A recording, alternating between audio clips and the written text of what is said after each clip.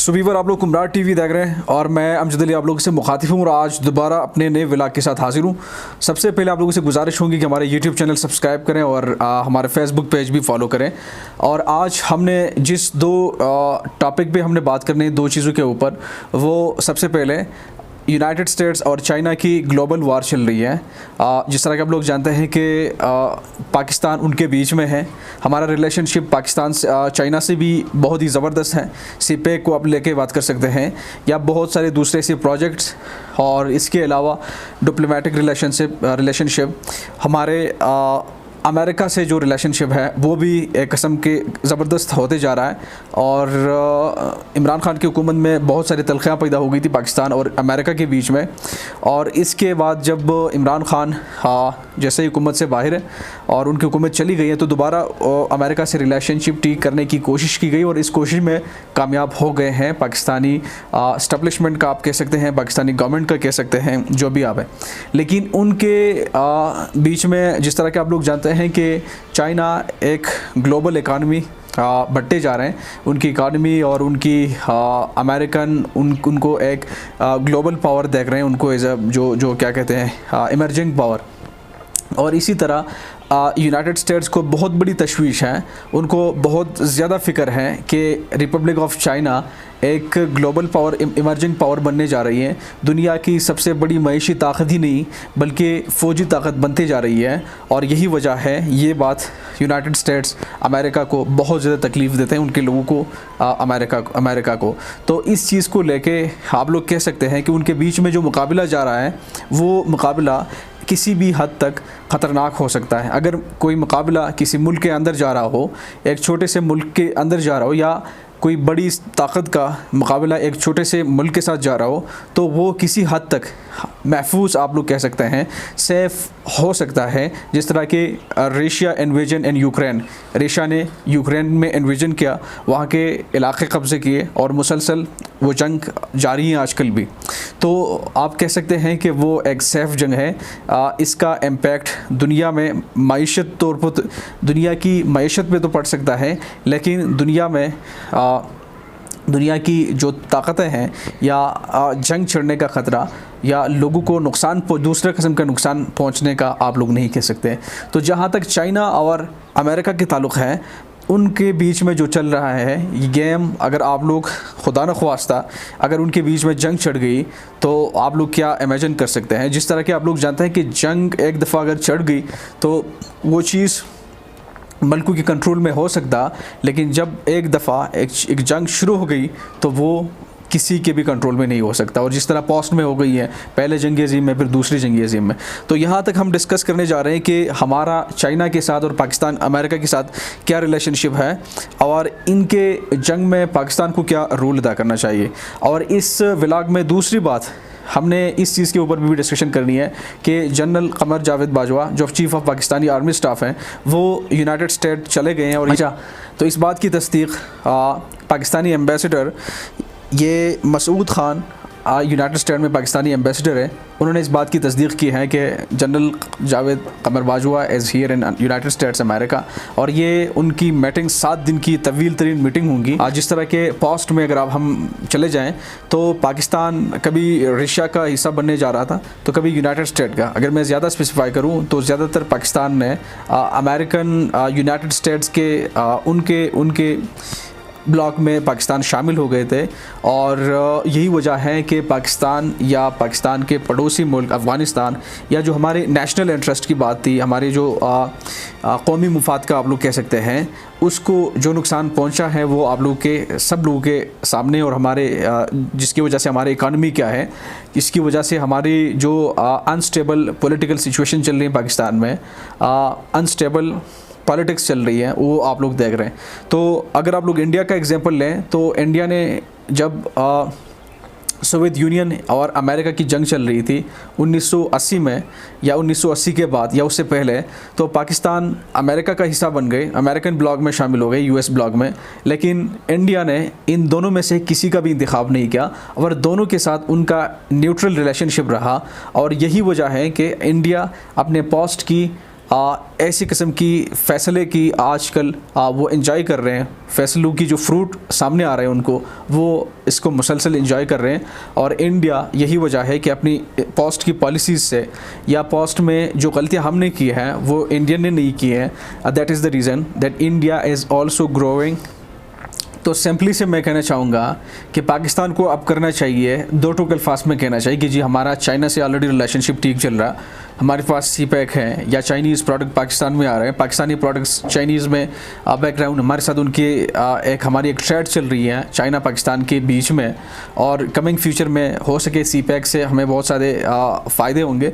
लेकिन दूसरी तरफ अगर आप यूनाइटेड स्टेट्स को देखें, एक तो हज़ारों मील पाकिस्तान से दूर फासिला होने के पाकिस्तान के बीच में ज़्यादा फासिला होने से तो हमारे उन तक पहुंचना काफ़ी ज़्यादा आप कह सकते हैं कि मुश्किल है। क्योंकि हमने अगर रिलेशनशिप रखनी है तो दोनों से इस्लामाबाद को चाहिए, पाकिस्तान को चाहिए कि वो दोनों मुल्कों के साथ एक ऐसा रिलेशनशिप रखें कि कमिंग फ्यूचर में हमें वो सिचुएशन देखने को ना मिले जिस तरह के पास्ट में हमें मिली है।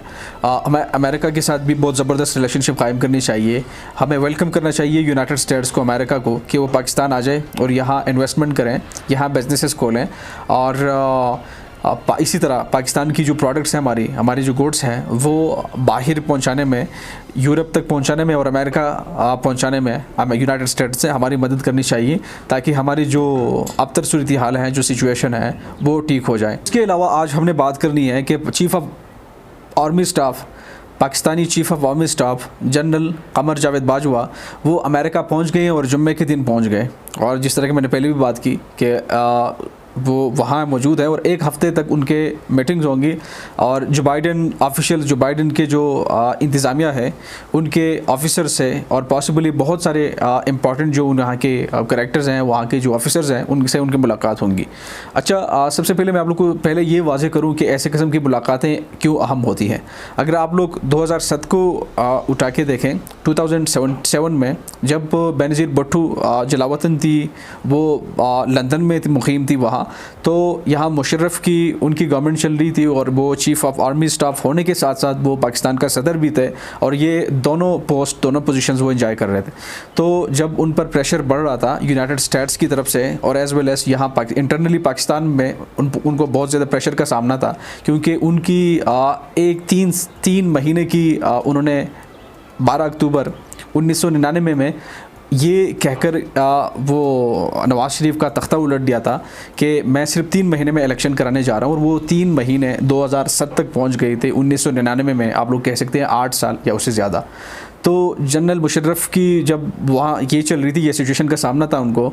दूसरी तरफ बेनज़ीर भुट्टो लंदन में मुक़ीम थी, तो बेनज़ीर भुट्टो और मुशर्रफ की अमेरिका ने सुलह कराने की कोशिश की कि जी अमेरिका को एक ऐसा लीडर चाहिए था जो एक सिविलियन लीडर होने के साथ साथ अवाम में मकबूल होने के साथ साथ उनको एक बहुत ज़्यादा क्या कहते हैं पावरफुल जनरल भी आप लोग कह सकते हैं, वो दोनों टाइम चाहिए था। और उस वक्त वो क्या करने जा रहे थे, जो अलकायदा के लोग थे पाकिस्तान में या खैबर पख्तूनख्वा में या दूसरे किस्म के आप लोग कह सकते हैं कि जिन चैलेंजेस को अमेरिका को सामना था अफ़गानिस्तान में और अमेरिका में, तो वो इन लोगों से निपटने के लिए, जिस तरह के आप लोग जानते हैं कि बाद में 2008 में ऑपरेशन शुरू हो गए स्वात में और खैबर पख्तूनख्वा के मुख्तलिफ इलाक़ों में, वो चाहिए था यूनाइटेड स्टेट्स को। ये दैट इज़ द रीज़न कि उन्होंने ये फ़ैसला किया मुशर्रफ को और बेनज़ीर भुट्टो को उनके बीच में सुलह कराने की कोशिश की।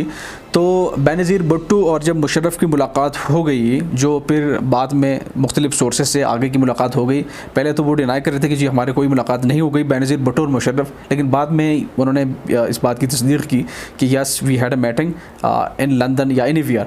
तो इस मीटिंग में उन्होंने क्या डिस्कस की थी कि जी मुशर्रफ ने बेनज़ीर भुट्टो को कुछ डिमांड रखे कि जी मैं आप लोगों को पाकिस्तान आने दूंगा, आपके ऊपर जितने भी केसेस हैं, जिस तरह के पाकिस्तान में रोज़ का काम होता है केसेस बनाना, मुख्तलिफ लीडर पे सिविलियन लीडर हो या जो भी हो आप लोग कह सकते हैं cases banana, that is very common in Pakistan.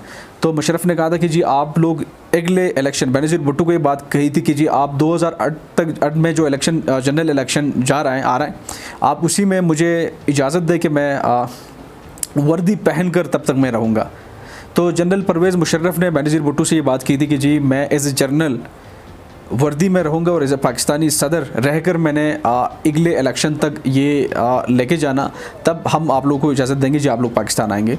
तो बेनज़ीर भुट्टो इस चीज़ को डिनाई कर रहे थे कि जी नहीं, मैं किसी भी सूरत इस चीज़ के लिए रेडी नहीं हूँ, इस डील के लिए कि आप मज़ीद वर्दी पहनकर पाकिस्तान में रहें और एज ए जर्नल आप काम करेंगे, चीफ़ ऑफ आर्मी स्टाफ। तो दैट इज़ द रीज़न कि उनके बीच में फिर दोबारा ये फिर इस मीटिंग का कोई फ़ायदा नहीं रहा। आखिर उनको इतने प्रेशर का सामना था कि जी वो खुद कॉल कर गए यूनाइटेड स्टेट्स में और उन्होंने ये ऑफ़र दी बेनज़ीर भुट्टो को कि आप लोग पाकिस्तान आ सकते हैं और मैं वर्दी उतार सकता हूँ। दैट इज़ व्हाट जो हो गया था वो आप लोग पास्ट में देख सकते हैं। तो कहने का मकसद ये है कि जनरल जावेद कमर बाजवा की टेन्योर जो एक टेन्योर ऑलरेडी पहले पूरा चुका, दोबारा एक्सटेंशन के बाद ये वाला टेन्योर भी ऑलरेडी पूरा होने वाला है। अब अक्टूबर ही का मेरे ख्याल में महीना कहा जा रहा था। तो अब वहाँ उनकी मीटिंग चल रही है, वो अमेरिका में है, वहाँ पता नहीं उनके भी डिस्कशन उन्होंने क्या डिस्कस करनी है, किस किस्म की क्या कहते हैं चीज़ें पाकिस्तान के हक़ में उन्होंने डिसाइड करनी है और किस किस्म की चीज़ नहीं करनी है। दूसरी तरफ जो अपॉइंटीज़ हैं चीफ़ ऑफ आर्मी स्टाफ को, नए चीफ़ ऑफ आर्मी स्टाफ मुकर्रर करना है, वो भी पिछले 1-2 महीने की आप लोग बात करें या कुछ चंद हफ्ते के पहले काफ़ी ज़्यादा ये बात कंट्रोवर्शियल बन गई थी। सिविलियन लीडर्स मुख्तलिफ, इमरान खान या दूसरे जो लीडर्स हैं पाकिस्तान में, पॉलिटिशियंस हैं, वो कह रहे हैं कि जी अपनी मर्ज़ी का आर्मी चीफ़ लेके आना या वगैरह वगैरह, जो आप लोग बेहतर जानते हैं। तो ये चल रहे हैं पाकिस्तान की करंट अफेयर में आजकल जो चल रहे हैं, और हमने आप लोग के साथ शेयर की। होप आप लोग ठीक होंगे, और अगर आप लोग भी कोई ऐसे कमेंट्स रखते हैं जो आप लोग हमारे साथ शेयर करना चाहते हैं, you are welcome and thank you. Till next vlog. खुदा हाफिज़।